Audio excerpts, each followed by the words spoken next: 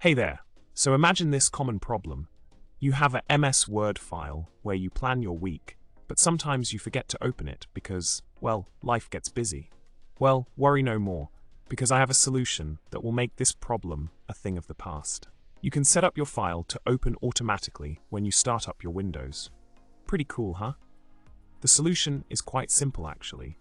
All you need to do is create a desktop shortcut to your MS Word file and then move that shortcut into a specific folder on your computer. Specifically, you'll need to drag the shortcut into the startup group located at CC Users Username App Roaming Microsoft Windows Start Menu Program Startup.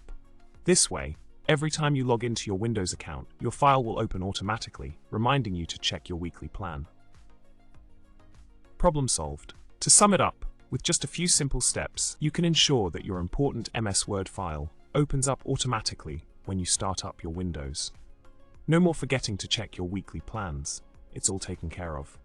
So go ahead, give it a try, and make your life a little easier.